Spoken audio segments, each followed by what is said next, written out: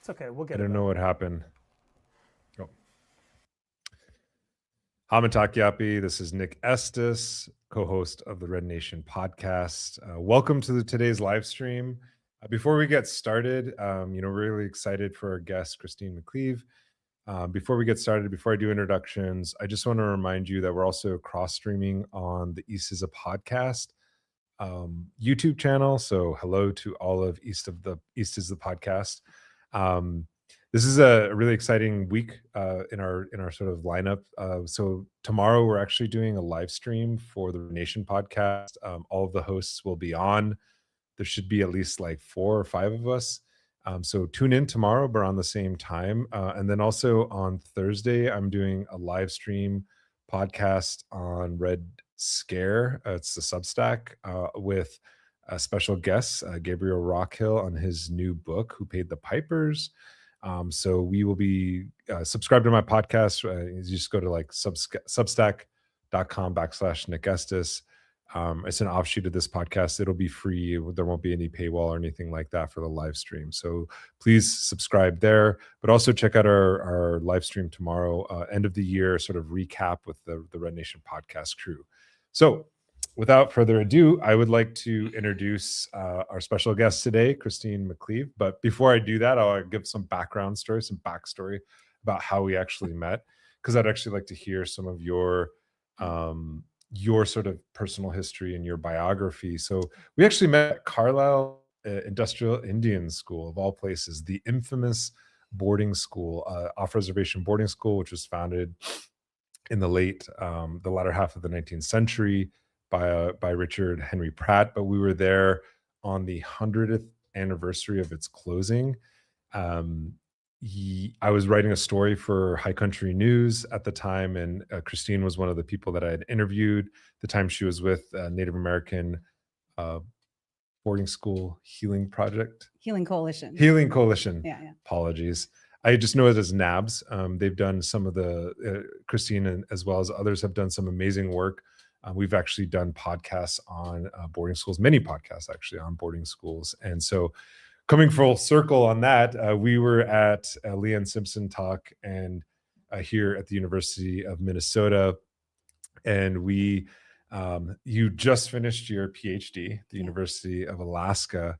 And it was just serendipitous because I was like, well, what was your dissertation on? And you were like Indigenous medicines. And so that's how this topic came about, because she and I had been talking about having somebody on. We've had Vivi Camacho on from Bolivia. She is a vice minister of ancestral medicines for the plurinational state of Bolivia. We were hoping to have her on. She talked a little bit about it in our last podcast episode that she did. But this is a topic that I've been interested in. My research isn't in this area, so it's a little bit new to me, but it's something that I see coming up in other sort of podcast realms, especially like in the manosphere. There's all this stuff around doing psychedelics and always decontextualize of the sort of indigenous and colonial context for which they're used. So without further ado, with that big introduction, maybe you can start by introducing yourself, give a little bit of background of how you got to this point, and maybe talk a little bit about what got you into this kind of research. Yeah, sure. Chimi Gwich, thank you for having me here today, Nick. Buju and Dinaway Magani Duke, Dindizi and Dijinikas, Makinak Waju and Dunjaba, Magizi and Dudame. Greetings, my relatives. Thanks for tuning in and listening or watching after the live broadcast. My name is Christine Dindisi McCleave. Dindisi means blue jay. I'm Turtle Mountain Ojibwe and I'm Eagle Clan.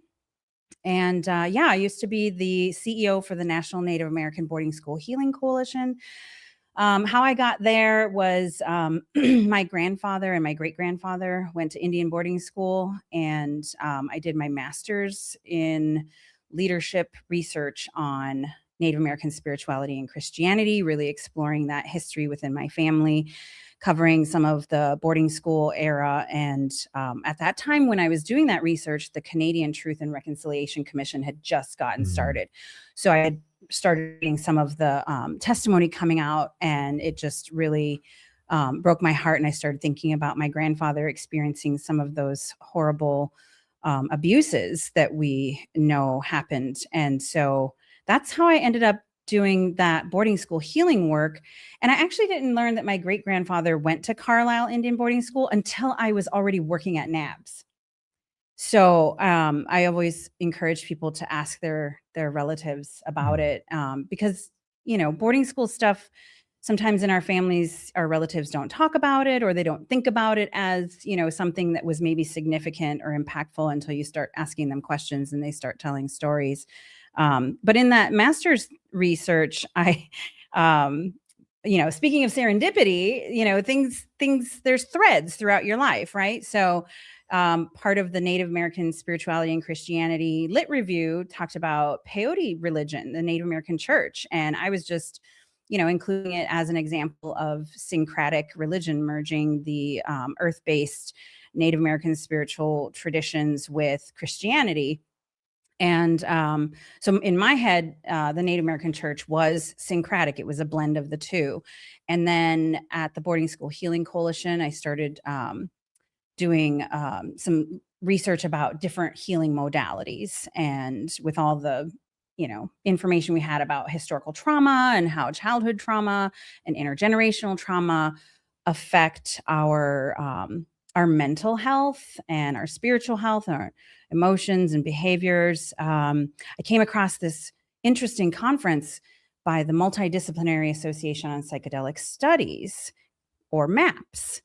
And it said something about some cultural perspectives on these psychedelic medicines. And so I went to that conference, and there was only one other Native person. It's a miracle there was a Native person there besides me, because there was only a couple hundred people. But yeah, and I talked, and she started introducing me to some more people in that psychedelic movement. And we talked a lot about, her name was Dawn Davis. Hey, Dawn. We talked a lot about how triggering it was to be there as Native people, you know, looking at these medicines from different indigenous traditions. So like peyote, ayahuasca, iboga from Africa, mushrooms from the Mazatec region in Mexico. And, you know, having to hear it through this white filter and this psychedelic lens. And really the crux of it is that this psychedelic movement is the mainstream Western, you know, colonial culture seeking healing, seeking healing for all the things that we are dealing with in this modern world, and using indigenous medicines to do so. And so there's different points of access. I'll get into that later. And, you know, people are coming at it from different entry points. But this whole, like, this is triggering, we're looking for our healing, and y'all want to heal without acknowledging that, that A, we had these traditions, and then B, you came along as, you know, Christianity, and demonized them and put us in boarding schools and prohibited them and abused us for practicing them. And now you're romanticizing indigenous peoples and wanting this wisdom that had to go underground to survive. And the whole thing was just, you know, like spiritual hypocrisy, historical amnesia. And I was like, I must do something. I am compelled to write about this and tell people what I see. So I went to go do my PhD at the University of Alaska Fairbanks, and my focus was on peyote, because being a tribal member here in the US, that's the one that I have legal access to under the American Religious Freedom Act. And so I asked a bunch of questions in my research about what Native people were doing for their healing, how they were interacting with peyote in the Native American church, and if they had any concerns about the religious freedom rights that we have, and how they were feeling about the psychedelic movement. So we can talk about some of those results, but I literally just hit submit yesterday on the final edits to publish. So it will be published on ProQuest any day now. I paid for open access so everybody can read it. I hope you all read it. So when this goes up, we'll put the link in the show notes so people can check it out. Great. Yeah. So you brought up several things. So first of all, like when we were in, like, this is kind of how a lot of this stuff works. And, you know, when we were in Carlisle, I actually didn't know that my great grandmother had gone to Carlisle either. Like I actually found her in the records, and is something that I don't I don't even know if my family understood this at all, but it made me think, and this is related to what you just talked about, but it made me think that there's like no generation of Native people that's unaffected by boarding schools and the history of that.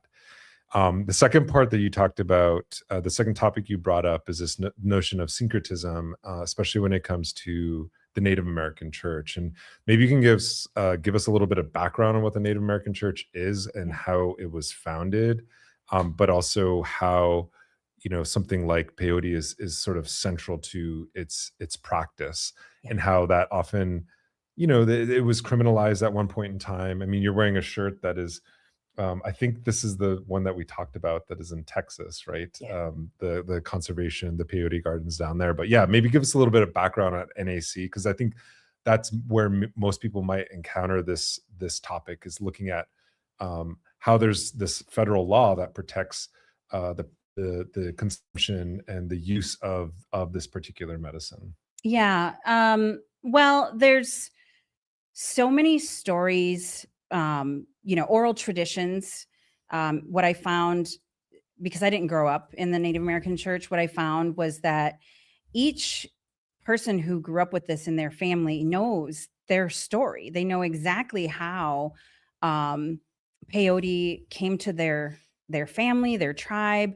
There are some common shared stories about Peyote woman, who was on one of the trails of tears doing a long walk, and she had fallen ill and fell behind, and she was about to die when Creator told her to eat this cactus, that this would be medicine for her, and she was able to stay alive and make it to be with her people.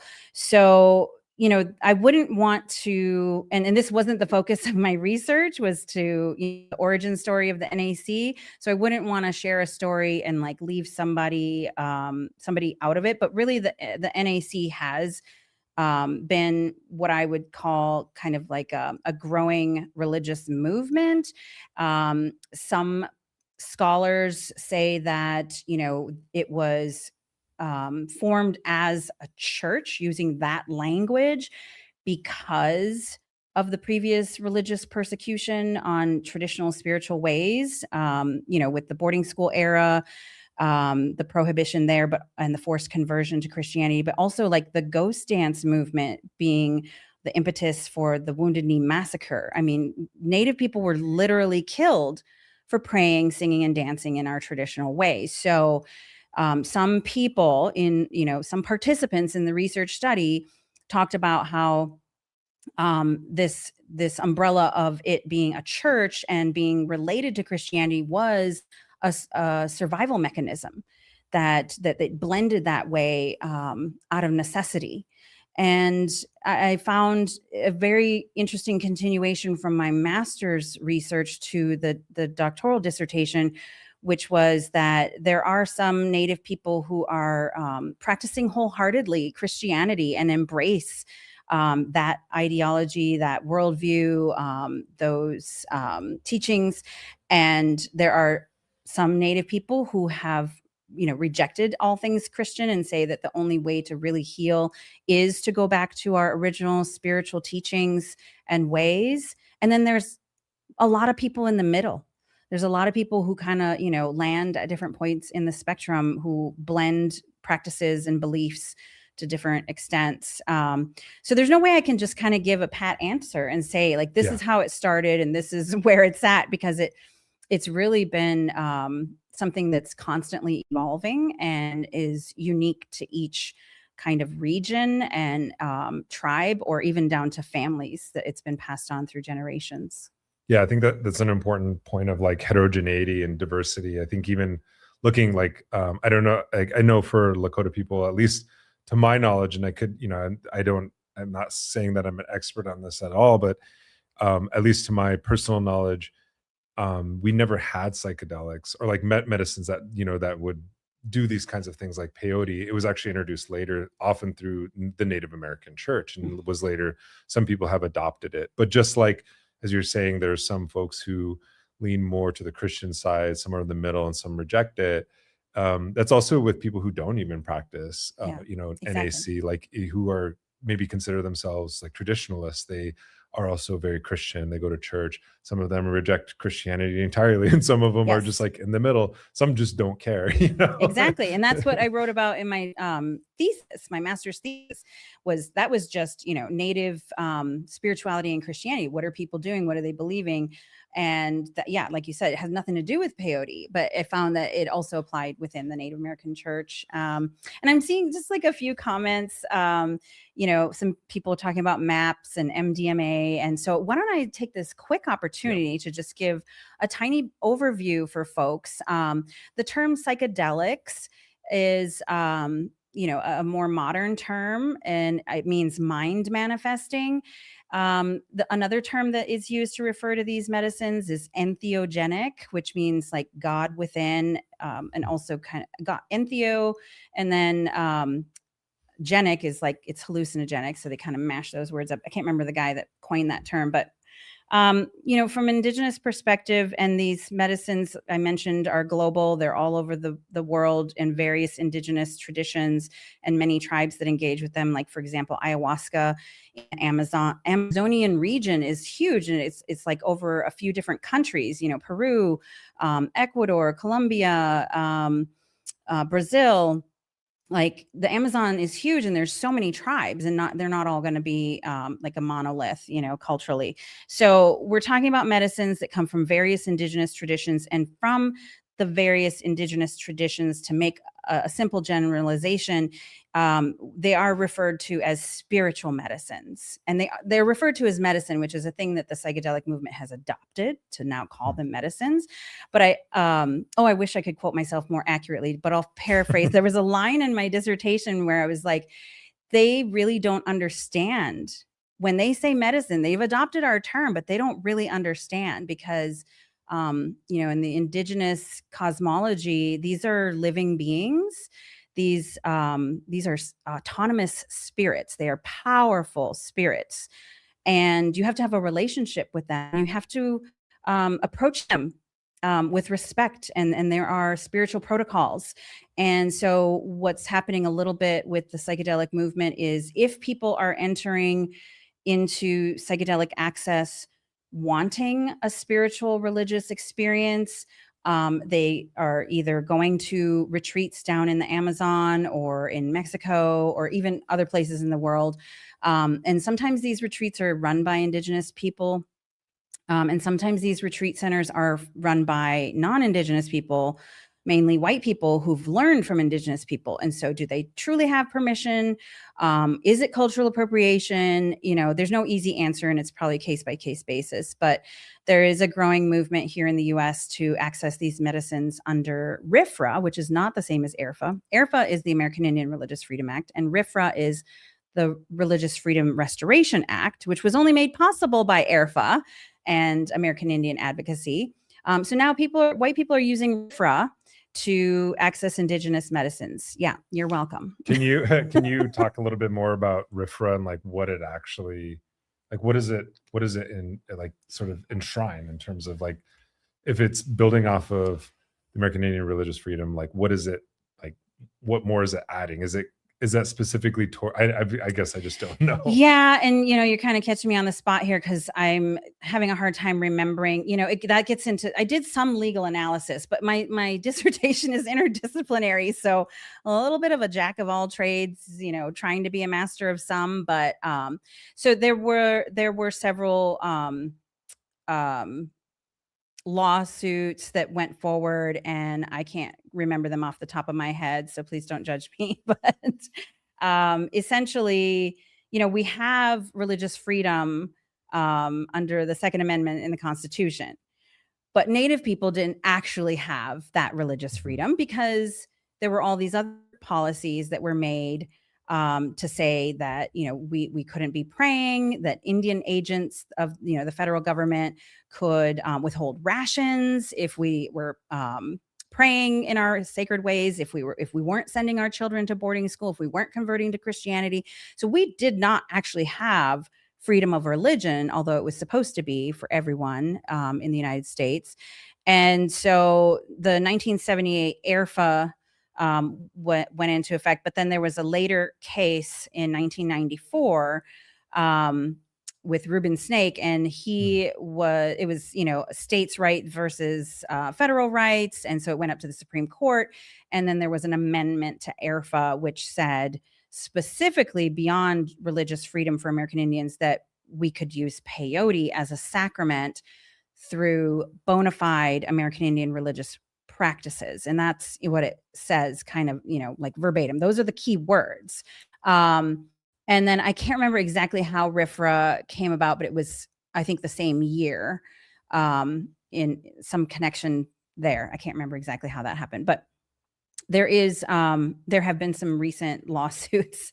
People have been suing the DEA because their psychedelic medicines, their sacraments, like ayahuasca, have been confiscated, and they're claiming that these are like under the peyote protections for American Indians. They're saying under RFRA, we're claiming RFRA, our religious freedom restoration, because I guess apparently the Second Amendment just wasn't enough for anyone.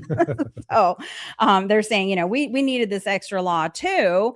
And so they were like, we're using these as a sacrament with a bona fide religion. And there was a famous case with a church down in Phoenix called the Eagle and the Condor, the Church of the Eagle and the Condor. And they won they got settled.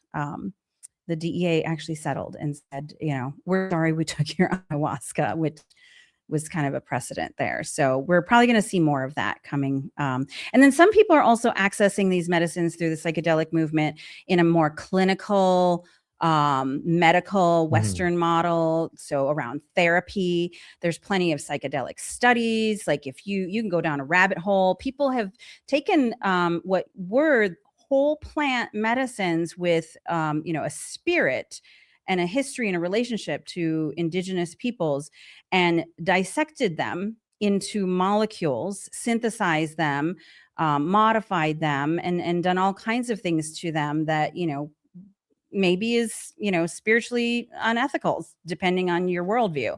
And there's all kinds of pharmaceuticals being developed right now. So MDMA is not, a traditional plant medicine. It's a synthetic that was created. So there's all kinds of, the psychedelic ecosystem is very large, and there's plenty of perspectives to pursue if you really want to look into it. Yeah, you're bringing up, this is like, there's so many like minefields here, like that you're raising. Like, I think even using the language of the sacred, like that actually the word sacred comes from Christian traditions. It means something that is non-defiled, it has a special status, and it's often related to a notion of purity. And so even translating that into the context of indigenous cosmologies it can be fraught, because like, even, for our term, like we would say Wakan, it's like translated into sacred, but it doesn't actually mean that, right? And so I think what you're getting at is like, even the translation of these medicines into different contexts presents, different problems. Like, even it's if you think of it in the terms of like a technology, like we think of technology as something that's like artificial and separate from society, but actually it's something that cultures create all the time, and they cultivate, plants, animals, and things like that. They have relationships with them. The perfect example is corn. Corn has been so integrated into the modern world that it's just taken for granted. But it was a plant that was built, through millennia, since time immemorial, of relationships of indigenous people cultivating it, that only grew in this particular region. And now it's turned into, a monocrop, all these different things. And some would say that it's sort of violating that relationship, that reciprocal and sort of accountable relationship to this species. And so when you're talking about these issues, it might be hard for some people to sort of wrap their heads around it, that like not everything should be up for grabs. Yeah. And if things are going to be used in a way, there needs to be like ethical conversations around it. And what you're sort of pointing at, though, is that these, we haven't really talked about, there's several aspects of this. I think one, we can look at the sort of hippie culture that have developed around it, like as a form of amusement or entertainment, right? Doing drugs for recreation. Then there's the sort of clinical aspect that you're talking about. I actually think the first actually opens up to the second, because it's through this kind of experimentation that people do realize that, wow, there might be some kind of medical, use or some sort of therapeutical use for these things. But along the way, you're also saying that these, no matter if it's for recreation, as you're talking about in the context of like ayahuasca and these camps and these workshops and retreats that people are creating in the Amazon, or if you go back to like even the 1960s and the drug culture, like the opening up of psilocybin mushrooms, they went, I can't remember the exact location that you said in Mexico, but they went to an indigenous community and began to sort of extract those psilocybin mushrooms. And then it became sort of a recreational use. And now like in, the Northwest, there's states that have decriminalized this, and they're now using psilocybin as a form of therapy. But it's completely like detached and decontextualized from its origins, which is follows just about every sort of colonial story of plunder and resource extraction. Ding, ding, ding, ding.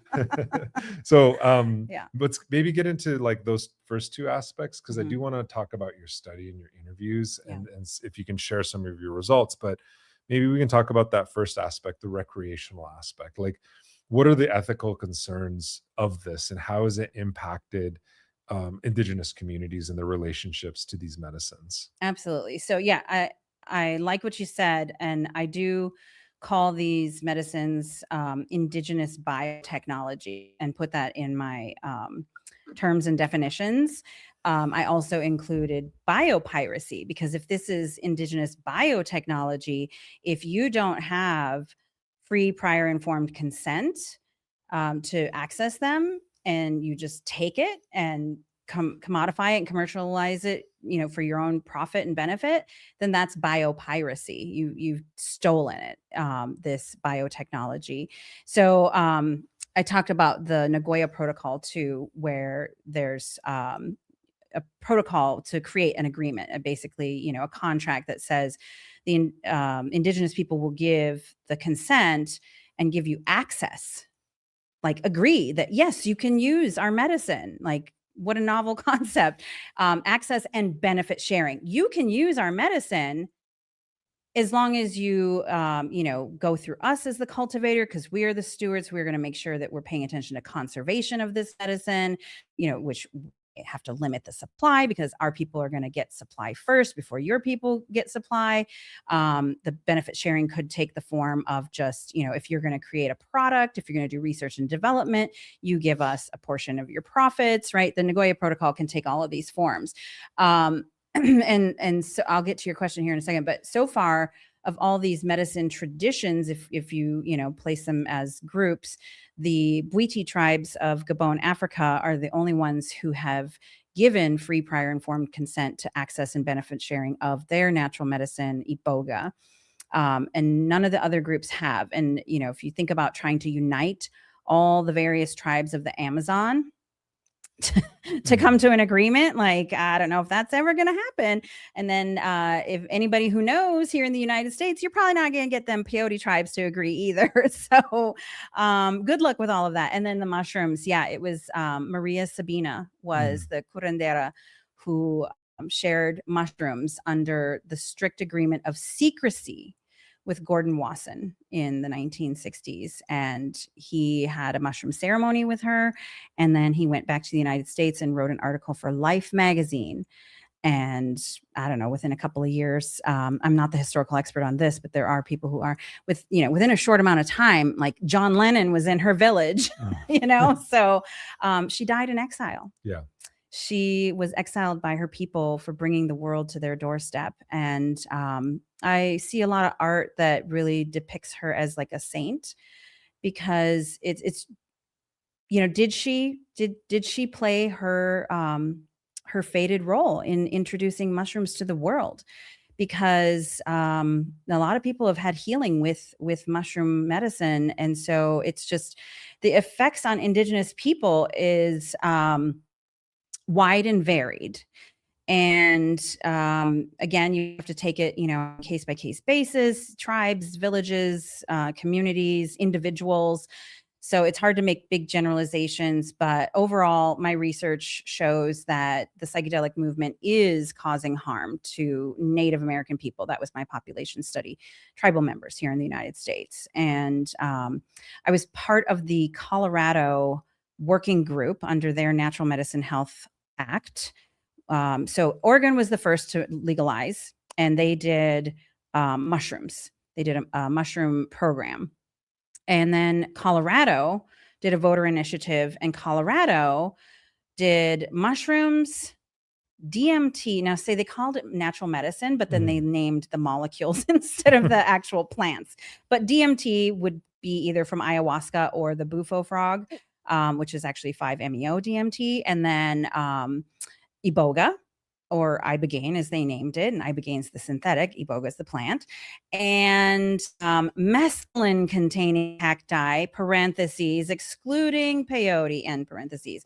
So that one's weird too, because it's like mescaline containing cacti would be San Pedro, which is called Huachuma in Peru, or I've heard it called Bolivian torch, but I've also heard it called Peruvian torch. So there's only 2 other cacti besides peyote that have mescaline. And they did exclude mescaline because of some Native American advocacy over the last few years. The decriminalized nature movement was including peyote for a while, and Native American church members stood up and said, hey, no, that you can't do that. That's our medicine. It's protected. Hands off. And so they actually listened. That took a few years. But yeah, so, we got legal access, various medicines. New Mexico just came online with psilocybin. So now there's 3 states, and Colorado's, has all these other medicines which haven't all been implemented yet, but they decided, yes, this is impacting Indigenous people. So we're going to form a working group to inform us of, how to mitigate these harms. And the proper name is really long. It was written in the law as the Federally Recognized American Tribes and Indigenous Communities Working Group, but I just call it the Tribal or Indigenous Working Group for short.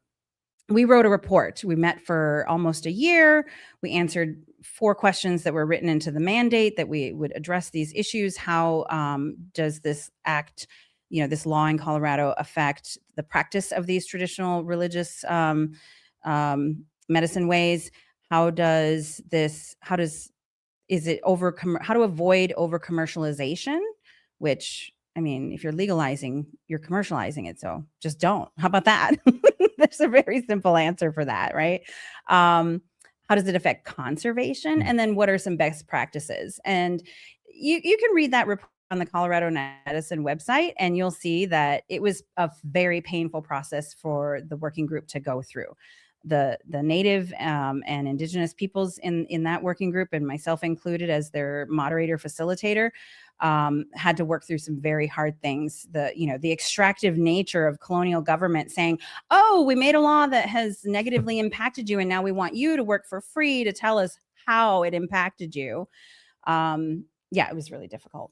Wow. That's a lot to unpack there. I think, I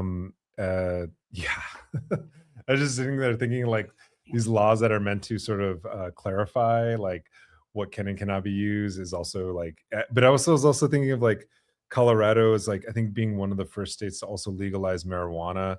I mean, just to take like a drug, like a substance like marijuana, plant like marijuana, and like it's advertised as like, this.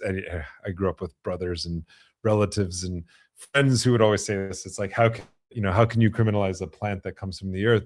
And I was like, well, try smoking the weed today, because it's really different than the weed that you may have been like trying to get legalized or defending, because it's like because of capitalism and because of the profit motive, the THC content, it's gone way up. And also you have this, they have things called dabs, which I've just learned about. I'm sorry, like pure concentrate. So it's like 99% THC. And so then we have, this happens in the, in the psychedelic realm as well, is that it's something like you get these synthetic drugs that are like extreme kind of versions of the plant, or I hesitate to use the term natural, but I would say maybe the historic or traditional kind of forms of them. Yeah. So it also shows how like the market and the profit motive also alter these substances, because they're catering. I would argue that they're in this realm, they're catering to a recreational use to try to get this kind of experience, right?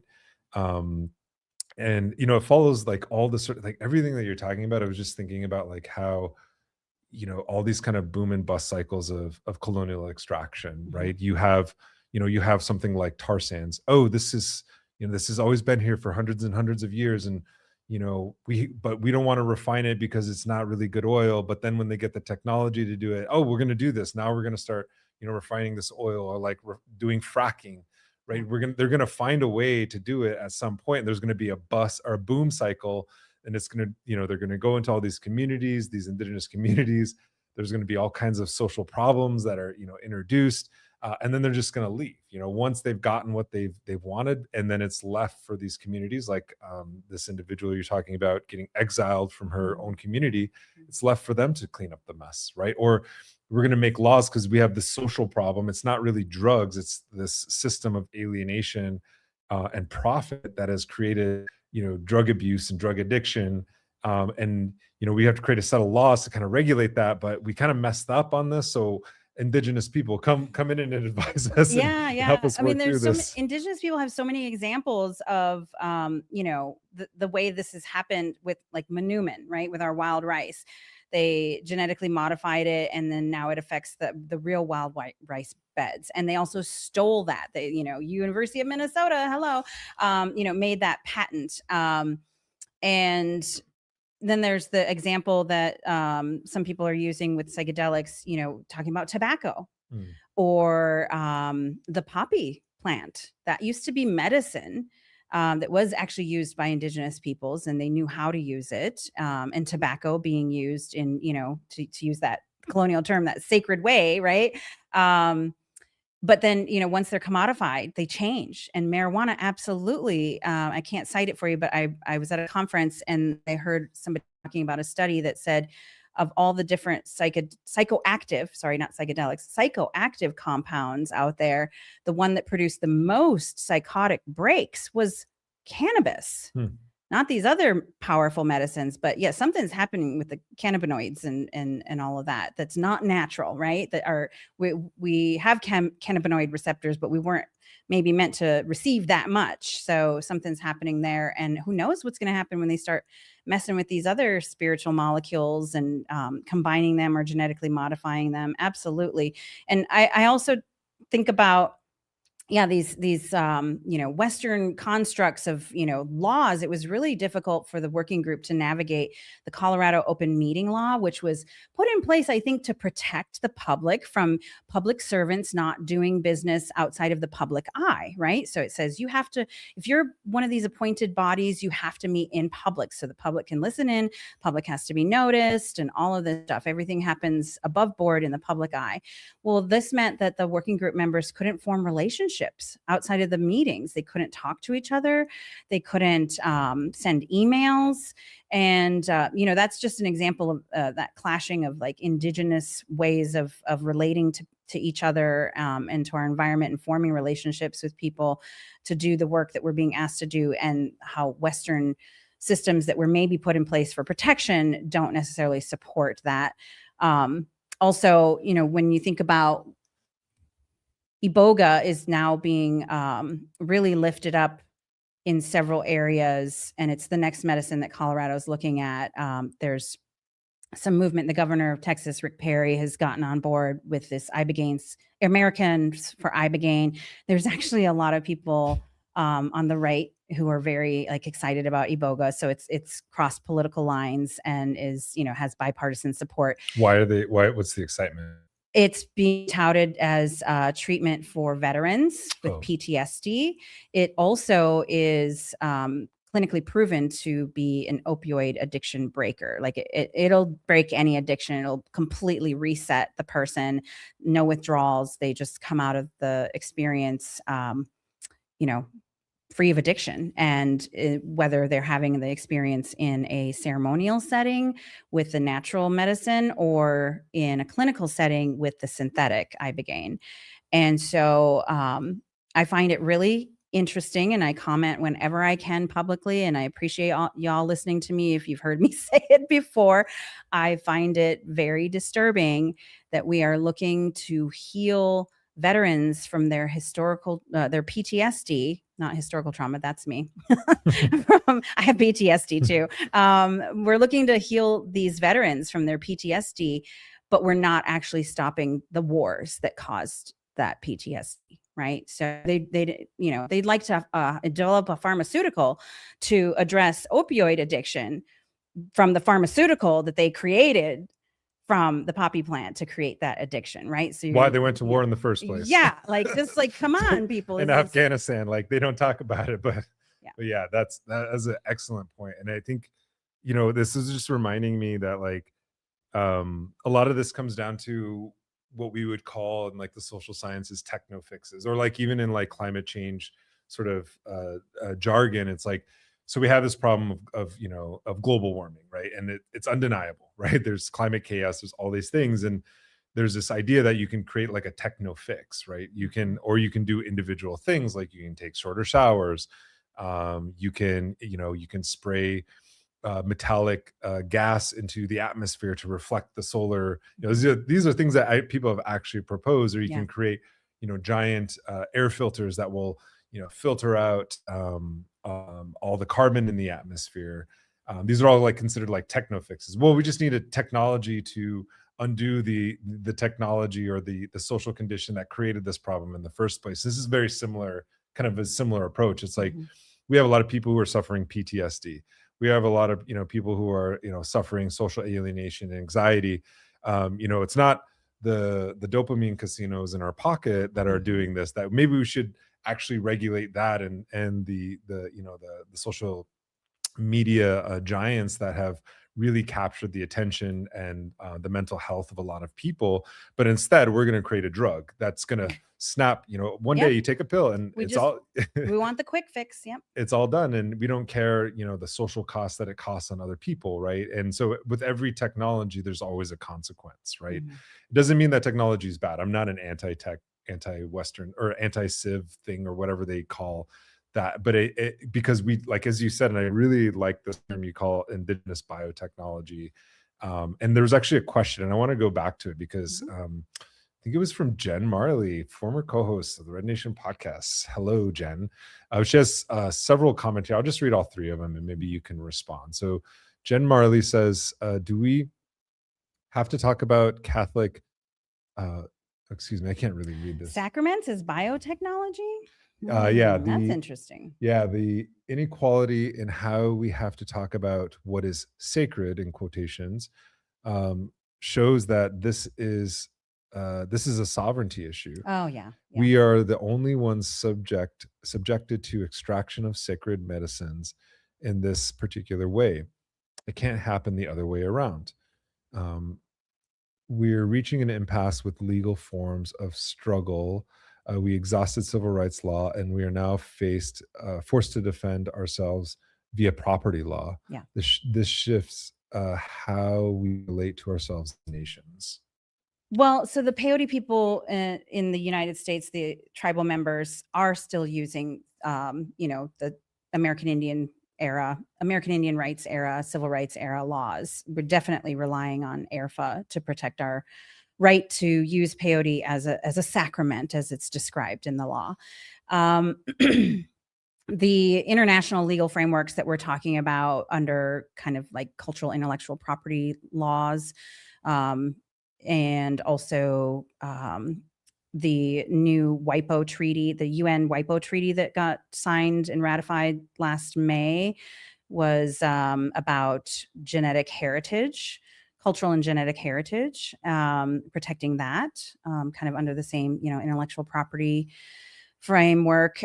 So we're using everything we can, because absolutely we're constantly under attack, and nothing's going to change and nobody's going to heal until we address the issues at the heart of these things. This is about, a lot of people in the psychedelic movement are, maybe second generation hippies, or new age people, whatever. They're in awe of indigenous wisdom and spirituality, and they want that. They're disconnected from their own cultural ancestral roots. A lot of people think this is, going to expand people's consciousness, that it's an opportunity for humans to evolve. And sometimes I chuckle to myself because I'm like, yeah, maybe there is that potential. However, humanity is not going to evolve with these techno fixes. And that's not just the name of a new DJ. That is like, we need to address the issues here, which is that humanity has created a global society where it is disconnected from itself. And that is because we are nature, and we are being more and more disconnected from nature. If you're fascinated and drawn to indigenous spirituality, these are earth-based religions that have this cosmological understanding that we are part of nature. And so if you just sit with that for a bit, you don't even need mushrooms. Yeah. And it's also this idea, it's kind of like this, I don't know, like if you watch YouTube, I used to watch a lot of YouTube. I don't watch as much anymore, but there's this kind of self-help culture where you can kind of get like into a hobby or something like that. And, if you start waking up at 5 a.m. every day and doing your morning routine, your life is going to be better. And it's like, just forget about the rest of the whole world. Because it's like with this, what you're talking about with this earth-based religion, I might call it something different, but if you look at the water protector movement, that actually means like a confronting capitalism and extraction. And there are severe consequences to doing that, to actually sustaining our lifeways. I mean, we've seen several generations now of indigenous-led climate justice movements to protect land and territory. Now even protecting things like these medicines. There's consequences to doing this kind of work. And so maybe we can shift the focus a little bit more into the research that you did and with certain individuals, and what their sort of responses were to a lot of these sort of changes. And I don't really know, I haven't read the research, so maybe you can guide me through it about like what was your sort of what was your questions that you asked, and like what were some sort of common responses from people, especially addressing many of the topics that we just kind of went through. Yeah, sorry you didn't get to read it, but it'll be published soon. So yeah, I had 5 research questions, and I kind of covered those already. Healing. What are Native people doing for healing? What are they healing from? What is their involvement or association with the Native American church? Because not all participants were in the Native American church, so that I could have some comparison there. And then what are their concerns about AIRFA, American Indian Religious Freedom Act? Again, whether they're in the Native American church or not. And, or, do they think AIRFA is fine? Or do they think it needs to be amended again? What are their thoughts? And then if they are familiar with peyote ways, are they concerned about conservation of peyote? Because it's not technically on the endangered list in the United States, but it's vulnerable. And its population has been declining for decades. And it's a very slow growing cactus, and there's lots of issues around conservation. So I wanted to explore that a little bit. And then the last question was about the psychedelic movement. What did people know about the psychedelic? Were they familiar with it? And did they, were they excited about it? Were they willing to engage with it? Or were they concerned and wanting it to, stop? And of course, the answers were all over the board. It was a study with 13 individual interviews, a 6-person focus group, and an anonymous online survey with 50 respondents. So all in all, 69 participants, if I got my numbers right. I'm going from memory here. And yeah, so it's a lot, right? But I don't know where you kind of want me to dive in. Maybe you can talk a little bit about how like people like responded to the way that indigenous medicines were being taken up, like both from the recreational point of view, but then also for this therapeutic therapeutic applications. Yeah, that's a great. Yeah, thank you. So, the psychedelic movement. What were people thinking about that? I mean, and I saw some generational differences. Obviously, people that are like our parents' age, from the boomer generation, immediately referred back to the 60s, and a couple of elders that I interviewed were definitely like, it's a drug. Psychedelics are drugs, and I don't, I've been sober and I don't do drugs. Right? So there was that perspective that was very real for them. And there were other perspectives about like younger generations, some millennials that were more open to psychedelic therapy as a treatment for historical trauma. They were willing to engage either with like mushroom therapy or mushroom ceremony. So what I did was I had a question for interviewees and survey respondents that was kind of comparing like, would you be more likely to do these medicines, these natural medicines, like the 4 that Colorado legalized, in therapy or ceremonial setting? And surprisingly, and these are all Native people that participated. Surprisingly, they were more comfortable with therapeutic setting, clinical models, and at the same time as some talked about distrust of the medical system in the first research question area about healing and health, where they weren't as willing to engage with the medical model for either cognitive behavioral therapy or prescriptions for mental health, like treating anxiety and depression. So yeah, it was a little bit all over the board when it came to these perspectives. So isn't that just how research goes? So I mean, I tried to make some sense of it in the conclusions, but it's a lot. It was a big study covering a lot of topics. And my advisor kept talking about, you're just putting one brick in this wall of knowledge. And that's, I think, one of the hardest things to do with PhD research is keep it very narrow, especially indigenous methodologies where we realize how things are connected. And I couldn't just focus on one area without looking at the whole.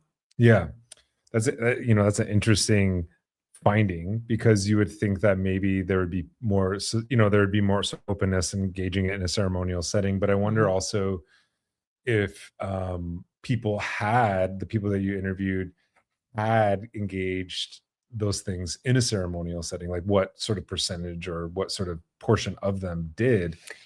I didn't ask them if they had, just if they would be willing. So that's, I already had, my survey was like over 100 questions. Yeah. So, not trying to like play like Monday, I know, I should have, could have, would have, right? Yeah. But what's interesting too is I think so not everybody, right, falls into this, but some of the people who answered that way were not as comfortable doing a ceremony that belonged to another indigenous tribe or tradition, right? Like, I think there were plenty of Native research participants who were like, that's their ceremony, that's their way. If I'm going to do their, I would rather, some people wanted to do it in ceremony with indigenous peoples and were like, yeah, absolutely, that's the only way I would do it. And others were like, no, I would just have it be, westernized. And especially Iboga, which has a lot of contraindications for cardiovascular health.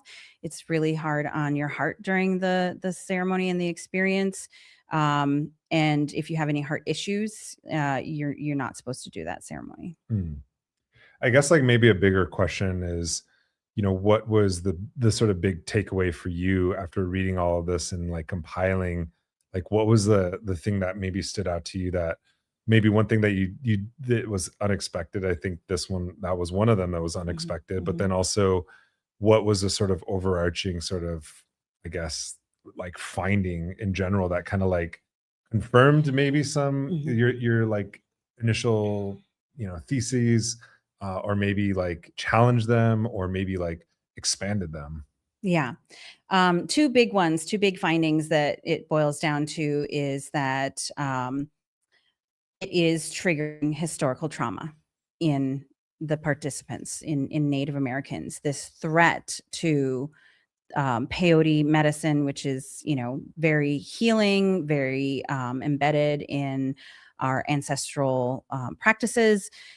after everything has been taken, over centuries and so much loss and historical grief, to have this last remaining thing also be under threat while colonization actually still continues in all its forms against our peoples. It's devastating. So, this study absolutely supports that this is triggering historical trauma, and that the psychedelic movement at large, the legalization and commodification of various sacred medicines from indigenous traditions is perpetuating colonization, that it's ongoing colonization. So coined the term psychedelic colonialism.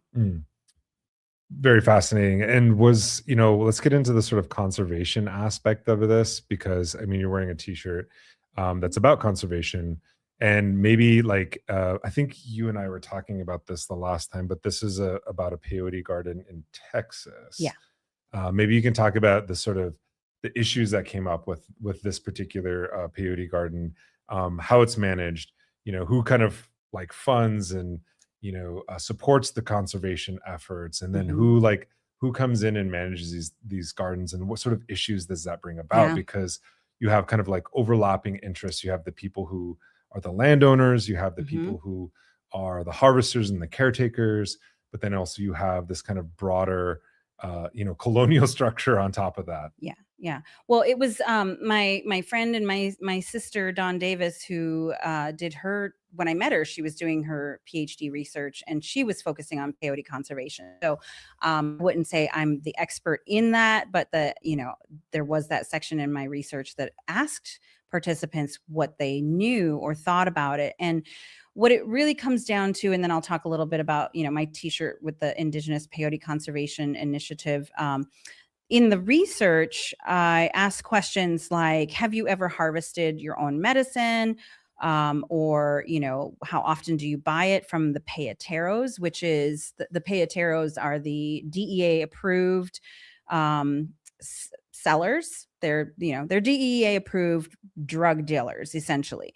And so the peyoteros don't necessarily come from a peyote tradition, from my understanding. There's only a couple of licensed peyote sellers in the United States, and they're not Native American.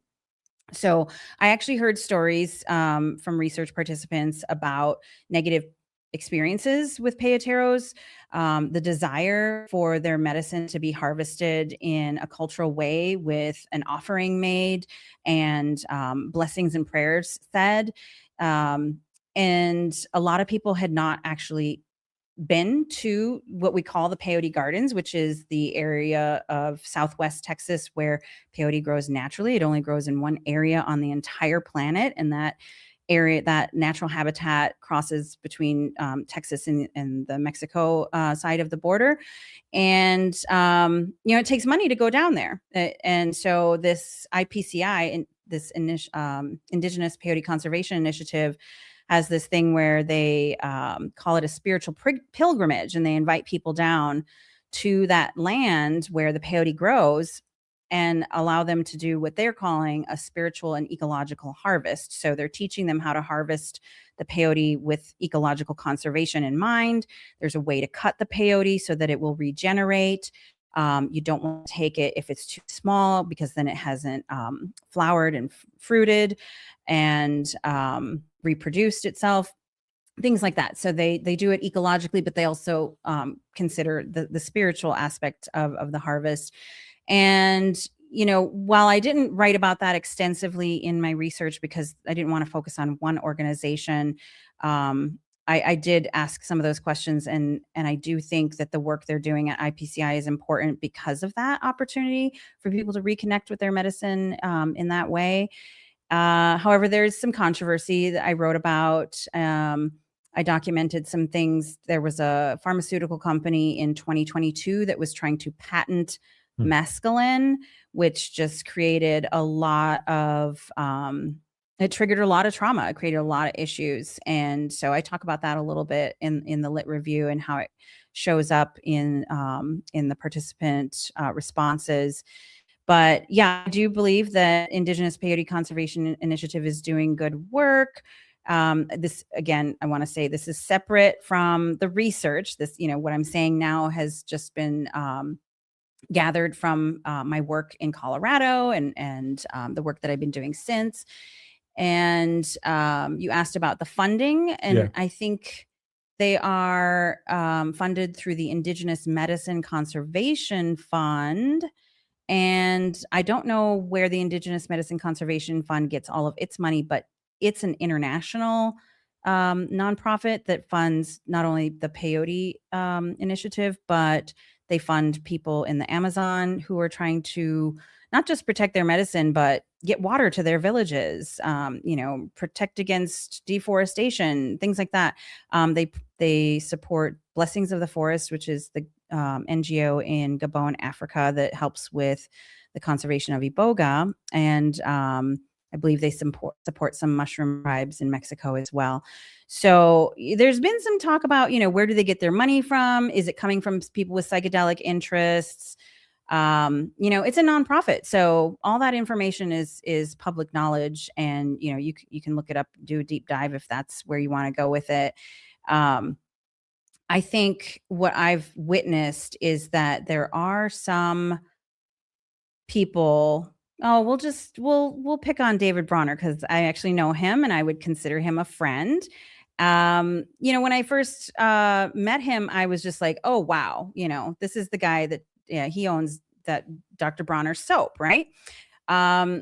So like immediately it's hippie culture, right? Like I've never been to Burning Man, but I imagine there's a lot of Dr. Bronner soap at Burning Man. So, and he's been written about a lot in the media. So just Google him, David Bronner. And hey, David, if you're watching, he has supported some of the psychedelic legislation. I think he gave money to a political action committee to get the psychedelic law passed in Colorado.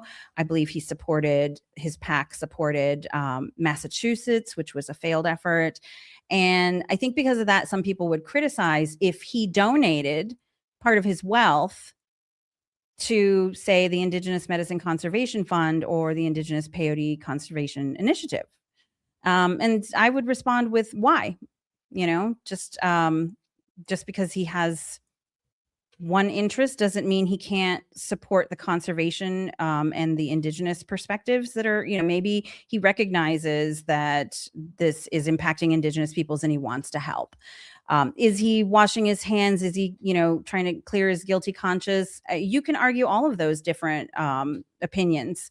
I think, it's probably between him and God. Yeah. And I think this is also just in the absence of sort of regulation and protection. This is the kind of things that you get. I mean, like you have, there's this, like if you go back to Standing Rock, there was the whole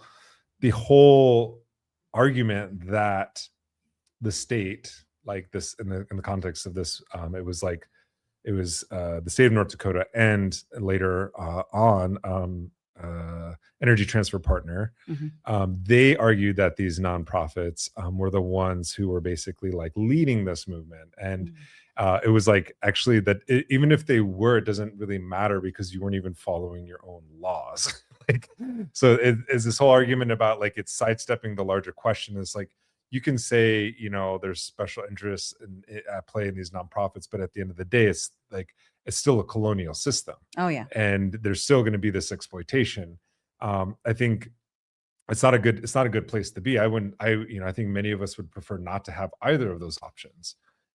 But that's what we have. And I think what you're kind of saying here, and I think there's been some efforts, like I think what I talked about with Vivi Camacho, especially in Bolivia, there are efforts to curtail, manage, and regulate specifically ayahuasca. Because like look at Bolivia, its national plant is coca, the coca leaf. Mm-hmm. And if we go into look at like what the Trump administration is doing in the Caribbean, it's bombing boats that are allegedly carrying like cocaine into the United States. I mean, I say allegedly, like with a strong emphasis on allegedly. We don't actually know. We haven't been provided any sort of evidence, but nonetheless, this has become the justification for not just this escalation in the Caribbean, but a broader sort of war on drugs in places like Bolivia, the Andean regions, Colombia, without really ever sort of understanding that the United States is the main, I would say, like, quote unquote, beneficiary of that Mhm. drug war on Yeah. both ends, the fighting of it, but also the perpetuation of it. Mm. There, some people have called it drug war capitalism. I think in this context, it's a little bit different, but also kind of the same, because coca is a sacred plant. It's a medicine.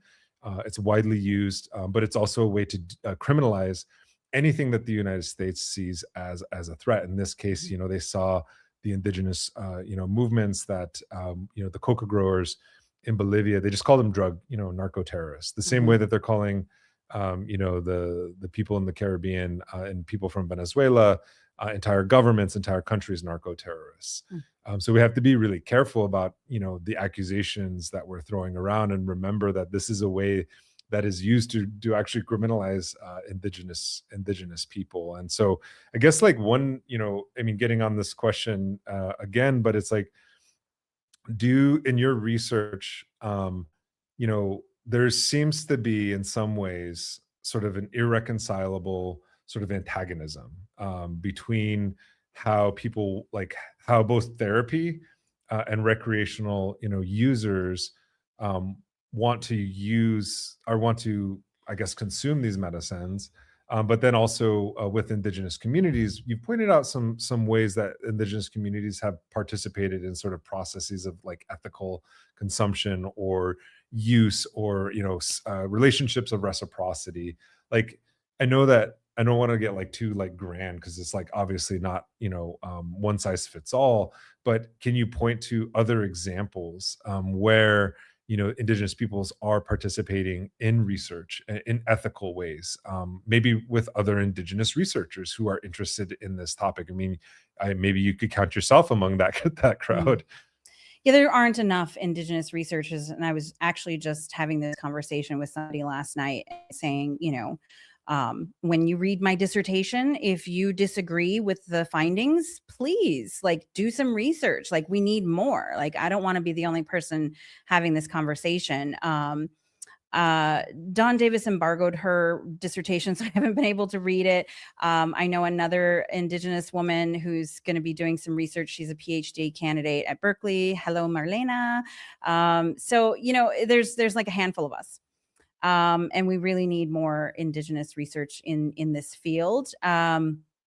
So there's I just recently met some folks through, like, a research consortium internationally that are doing some work in New Zealand. So there's the opportunity to collaborate there. There's a real need for maybe some of the PhDs out there to be primary investigators to support Indigenous people's involvement in research, from developing and design studies from the Mm. beginning. That's very important. Don't design a study and then go ask Indigenous people to participate. We need to be co-creators of the knowledge, and that means conceptualizing it from the beginning. There seems to be a really strong desire when I talk to people, especially in the scientific community, of doing that kind of co-creation of knowledge and research partnership. It's just a matter of bandwidth and limited capacity. But to go back to what you were talking about earlier, that's really fascinating. And I try to balance this very, like, academic way that I've learned to engage my mind with staying grounded in my cultural and spiritual teachings and ways. And so sometimes when I talk, I try not to talk like an academic. So thanks for filling in the gaps with all the technical terms. But I really, when you were talking, I just thought, like, violence has no place with these medicines. Like, Mhm. yeah, and keep going back to that term sacred, but, like, spiritual. Like, this is where we heal ourselves, where our hearts can open, where we heal the bonds with our family, with nature, with ourselves, with our ancestors. Like, we're healing from violence. So to, like, these are not drugs. These are not, they should not be classified in that category. We could get into we do a whole nother podcast on the war on drugs. There are some people that come at psychedelics with the idea of cognitive liberty, where, you should just have the right to try anything. And I do what I want with my body and my brain. If that means, heroin or crack cocaine or whatever. Dr. Carl Hart talks about that. And so, there's a lot of perspectives out there, but just thinking about the indigenous peoples that I have learned from, that violence really has no place in the conversations, the ceremonies, and the relationships with these medicines, and all the controversy that is happening over who's giving you money and who owns what, who's trying to patent what. Really, that is detrimental to the healing movement. And I did hear some stories about in ayahuasca tribes in the Amazon that the lure to go of their young people to leave their village and go to the city and sell ayahuasca ceremony is really starting to impact their families and in their communities. And so even if you have that kind of experience where you think the indigenous person has consented and is voluntarily sharing it with you, there might be other factors at play, right? There may be better opportunities for them in the city that they feel like, they want to take advantage of economically. And that's why they're selling their sacred ceremonies, right? Does it make it right? I don't know. I'm really in the position where I ask a lot more questions than I have answers to, even though I asked 100 questions from 69 people and maybe have some answers, but really it came up with more questions. So I just want everybody to take what I'm saying here, even though I'm supposed to be the expert and the researcher here, with a grain of salt. Like, these are really questions that deserve more consideration, more dialogue, respectful dialogue. People can disagree. We just need to be coming together, not fighting over resources. Yeah. And I think you raised a lot of good points. And I think this is, like, for me, it's been eye-opening about just like learning about this, because it's so it's new in some ways, but it's also not. And I think some of the comments we're getting in the chat are like related to questions of ethics and methodology and research methodology. And I just want to say, you got your PhD in Indigenous studies, Yes, right? yes. There's a very few like doctoral programs in Indigenous studies, and I teach, an American Indian and Indigenous studies doctoral program. And one of the things we emphasize is research, like research ethics, over and over and over again. And like, even if the institution you work for, the institutions you're working with, claim to have like Indigenous protocols and all these things, they can still violate them. Like, and people do I call it pick an Indian, where it's like they just go out and they pick an Indian and they're like, this is the expert, they're going to say all these things. Yeah. And then there's the other part of it is like, just because somebody doesn't tell you no, doesn't mean that that's consent or that you should go ahead with your research. I think, like, if you're not having, like a full, like, in-depth sort of, conversation, an honest conversation with somebody, when you're doing research with a community, not in a community or on a community, but with a community on these topics, and you ever kind of come up with, this question of like, if should I even be doing this, then you're probably not doing, I don't know, you're not asking the right questions. If you've never second guessed yourself, and as Indigenous people who get to these like levels of, research, it's something that we take very seriously. And we don't come to these sort of like these conversations as like knowing everything, because everything is very contingent upon, I guess, how we ask questions. And that's the important thing. And I think you're raising a lot of questions, because I don't, in my community, and the people that I know, like relationally, there actually are very different perspectives on this. And I think some people would agree with you. I think some people would really disagree with you. I disagree with some people's takes on it. Like, I think some people were like, yes, open it up. Like, we should patent, or it doesn't matter if they patent the synthetic version of peyote, because that's not the real, plant medicine. Where some people are like, but why is this necessary? Kind of Yeah, question. yeah. So I think your research is coming at a really important time, and it's good to hear that there's other people out there doing this, because I think it is, especially when it intersects with the biotech realm, pharmaceuticals, therapeutic sort of applications, you run into all of these problems. And I think some of the other questions before that some people had brought up is, it is a question of sovereignty, but it's not just as easy as going to one tribe or one group of like one community or one individual and getting one answer, because there's such a diversity of use and application, right? And I think there's this kind of, like, I guess I would call it just a sort of puritanical nature of colonialism, and this idea that, like, knowledge is only one way, Right. that happens even in these conversations. And I think a lot of people are coming a lot of people are coming at different different perspectives, and I love debate. I'm not afraid. Conflict does Yeah. not harm. Right. Right. It's okay to disagree. Yeah. We can debate. It doesn't mean we have to hate each other or Yeah. tear each other down. It means maybe we'll learn from each other. Maybe we'll find a common ground or a simple solution that addresses everybody's perspectives. Yeah, this was community-based that research. Didn't want to say that word, I guess. They participated, okay? And it wasn't in one community. So that's the interesting thing is, I tried to make it national. And so in that way, it allowed me to move it forward and not spend 10 years on trying to go to one community, because if I would have just done like one tribal community, there would have been a lot more protocols to follow, right?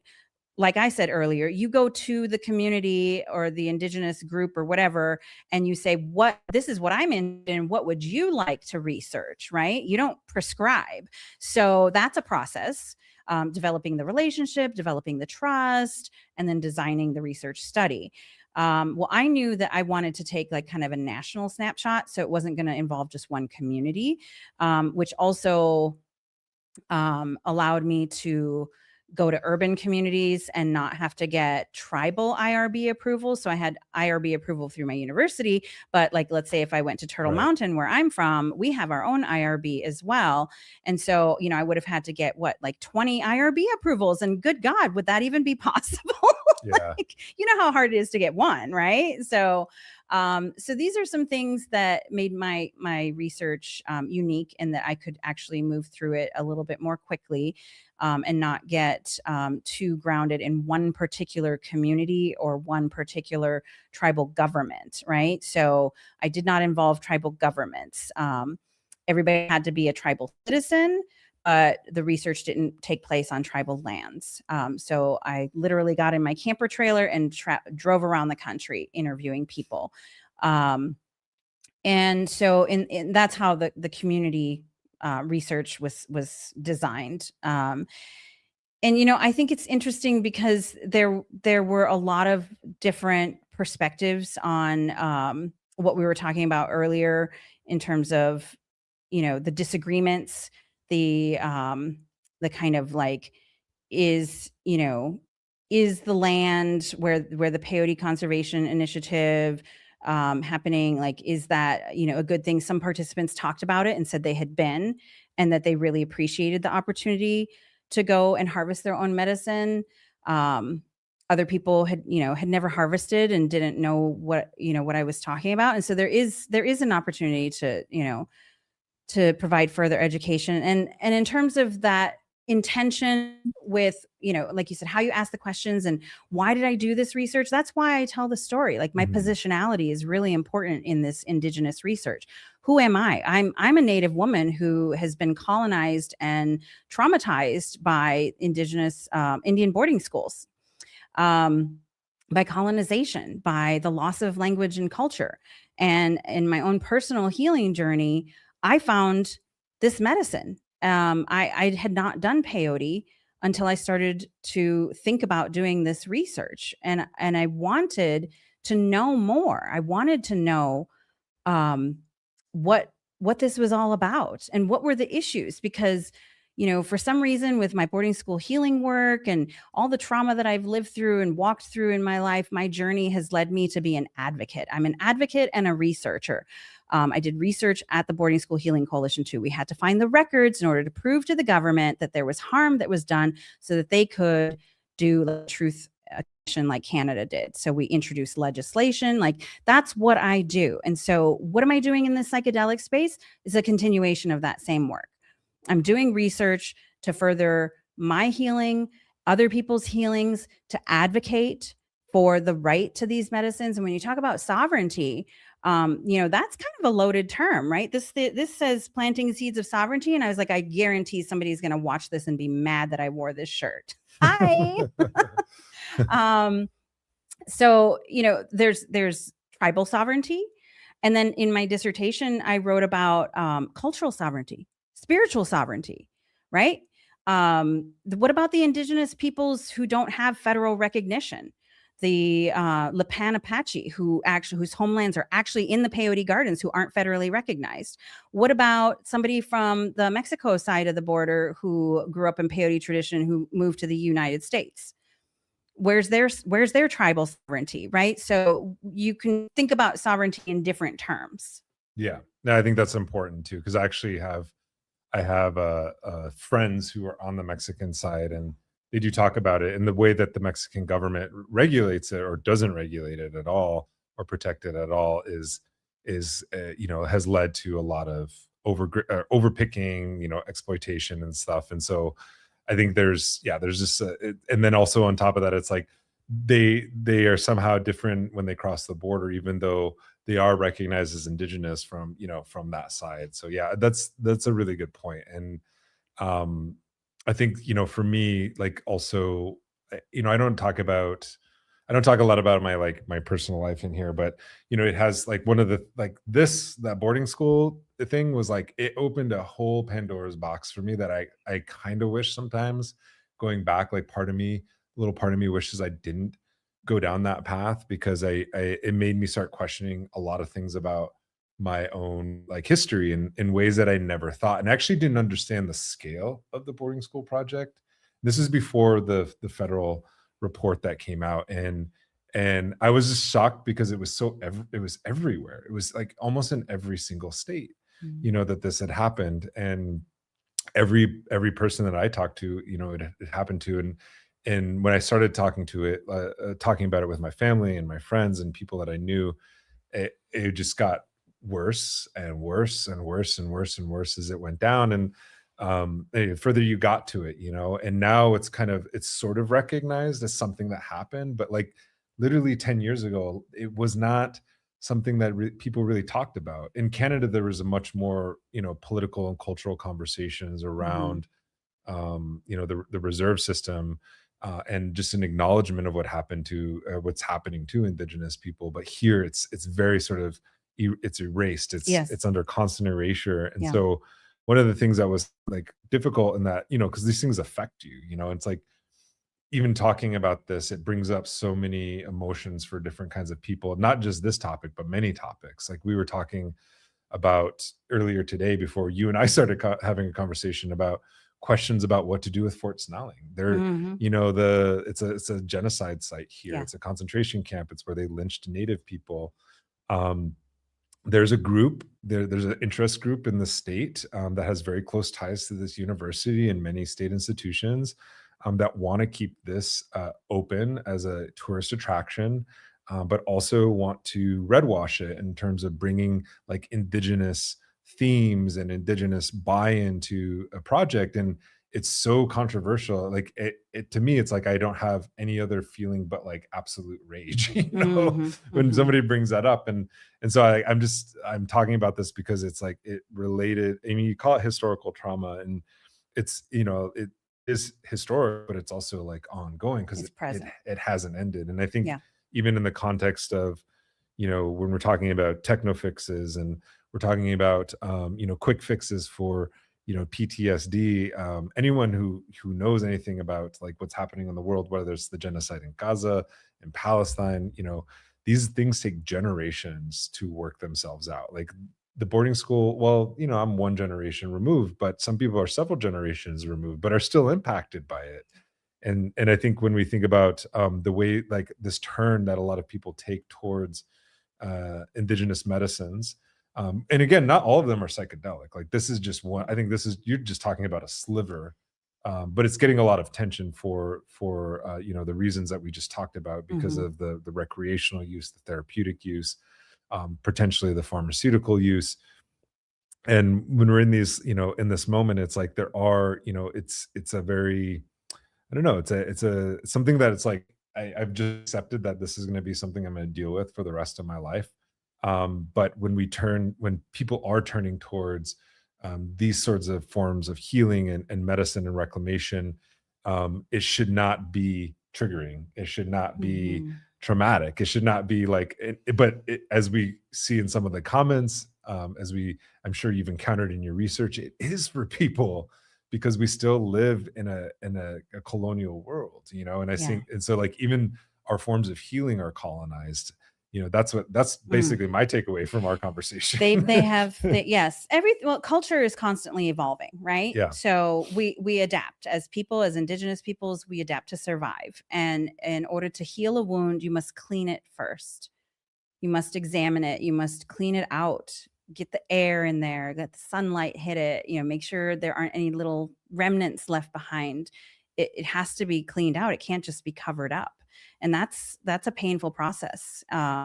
I remember trying to say something when we were at the boarding school healing coalition about, healing is hard, healing is messy, healing hurts, right? And my communication director was like, no, you can't say that. Like, no, it has to be inspirational. And I was like, I'm just here telling the truth. This damn healing is hard. so, um, so yeah, I definitely feel that it's difficult to face these things sometimes. And I did see that one comment that really made me smile about research as ceremony, and I write about it in the dissertation about how I came to this place. Right, I followed a path. I was given an eagle feather when I got my master's degree from creator themselves. Mhm. No, I didn't get one from my family. I felt so pitiful for myself, and I prayed and I asked for an eagle feather to fall from the sky because I saw eagles down by the river where I lived by all the time. And I actually found one about 2 months later. I found an eagle feather. I was so excited. I took a picture, I sent it to my friend, and she said, "Oh, Christine, that's beautiful." And she said, "That's an adolescent eagle feather," because it was spotted. I didn't know. And I was like, "Oh, what does that mean?" She said, "That means you're not done with your education." And I had just finished the master's. I was like, no, I'm not going to get a PhD. But here we are, lo and behold. There was a through line about all these things on, the impacts of Christianity and colonization and boarding schools on our healing ways, our sacred ceremonies, and the healing potential of these sacred medicines, and also the need for advocacy. Mhm. I heal through using my voice. I heal through engaging in those difficult conversations with myself, with my family members, with my community members. That's the thing. Indigenous peoples are, you're a part of a community. So everything I say here, I might hear from different community members what they think about what I'm saying. Sometimes I'm sharing research. Sometimes I'm just sharing opinions. Okay, folks. Sometimes I'm sharing personal perspectives and experiences, which are mine alone. But yeah, there's a lot to be said about how this psychedelic movement is impacting people, indigenous and non-indigenous. I think we're all here to learn something together. And I do believe in the potential for the evolution of humanity. I believe that that is what this movement is all about. I'm just constantly going to be telling all the white folks who will listen that you can't have healing for some at the expense of others. You cannot have a healing movement for all that harms the indigenous peoples who stewarded these medicines and these sacred knowledge systems to get to this point, to benefit the rest of humanity. I think there's a lot to learn, not in just this mental health area, but in all these areas that you're talking about, Nick, environmental stewardship, economic considerations, like Indigenous peoples. We gave democracy to the world. We have so much to offer. Yeah, it's very yeah. There's, and then going back to even like the corn. I think what's interesting too, and this kind of goes back into the kind of recess of like, there's all these like right wingers out there, like I think Candace Owens and others, they're always like pile on Indigenous people of like, what did we actually give to humanity or whatever, like as they say it when they're standing on our land. Like, first of all, it's like, oh, did you bring that from Europe? Like, I don't like, I don't know. Or the other one is like corn, all like I think it was like 40% of like the global diet is corn? not just corn, but like plants that came from the Americas, so and that were cultivated by Indigenous people and harvested. And so there are these technologies that you consume every single day that are Indigenous innovations. Right, but they're taking it. When you said, I was like, it's corn syrups and everything, true. Right? Like, and then I had a moment thinking about that movie Interstellar, where all they had left was corn. Oh yeah, like at the end, when all the plants had died. But well, we're at like an hour and a half, and I really appreciate you taking the time, Christine. I don't know if there's anything else that like kind of that you want to add to this conversation. I do. Thank you. Yes. So kind of in closing, I appreciate the dialogue and the care that you're giving to allowing me to talk about the research and how it was done, and maybe some of the controversy that will come up around it. And it wasn't my intention to do this research to create controversy or to, have some notoriety for myself. As I said, I wrote my intentions clearly. I prayed. I did treat the research as ceremony and ask Creator to guide me on this path. And I did go down to the peyote gardens and prayed right before I started doing the field research. And I recently just went back down there again at Thanksgiving to pray and offer my thanks and gratitude, which was the most amazing feeling and experience that I really do think this was spirit guided. So I had to write an epilogue to the dissertation to talk about the environment that this research will land in. That there is some conflict that's happening amongst peyote people that is the opposite of the healing that this medicine represents and is here for. So I encourage you all to read that research. In the epilogue, I say that I received some intense criticism before I even published from people who had not even yet read it. And that says a lot right there. This was not meant to cause any harm. And I really am not, taking a swing at anybody in my research. I'm just chronicling and documenting the landscape that we're living in right now, and talking about what the research participants said. That's it. There was no agenda to take someone down or lift someone up. It's just research. It's supposed to be objective that way. Other than my bias as a Native person seeking her own healing through this medicine. In the epilogue, I say, hey, go ahead and argue with me. I invite your criticisms and your critiques in a respectful way. If you disagree, please, reach out. If there's something that you think I need to correct, that you have, data that conflicts, please share it. We can write an article. We can what do they call that? Write an errata? Errata, or I don't even know. Something, like an addendum or whatever. I'm an academic and I don't even know. I know. My advisor shared that term. I was like, never heard of that. See, I'm still learning new words, y'all, and I'm a doctor. So we're here to continue learning and growing with each other, walking hand in hand, trudging the road to happy destiny. Okay. So, read the research and let it open your mind, let it expand your heart. If you disagree, let's talk, let's be professional, let's stay respectful. There shouldn't be threats of violence around discussion of sacred medicine. And I think that's a good place to end it. Yeah. And so if people want to follow your work, where can they find you? Oh, well, I have a website, www.christinemcleave.com, and I'm on Instagram, Christine.McCleave1, And that's about a good place to start. Yeah. Cool. And so for those of you who are listening or watching, those are all in the show notes. It was also in the show promotion. So if you go on our social medias, you can find that as well. So thank you so much, Christine. This was wonderful. It's good to reconnect as well. It's like kind of full circle. Did I have my PhD? I just got my PhD when I saw you, when I met you in Carlisle. So then I What do saw you you. know? Yeah, then I saw you inspired here. Like, me. yeah. So it's good to have a fellow, Native person out there doing this kind of research, and I really appreciate it. Thanks for coming on. I actually might have you on again because I'm sure we're gonna get we got a lot of feedback just in the chats. So we really appreciate everyone who tuned in, asked questions, commented. I think this is going to be an ongoing conversation. I actually can't wait to read your dissertation too. So I'll check that out as well. And hopefully we'll put hopefully this will come out and we'll just throw it in the show notes too. So awesome. Yes, I'm going to put it on the website. I'll let you know as soon as it's published and online. And I would love to come back and talk about it after people have had a chance to read it. Yeah, that'd be great.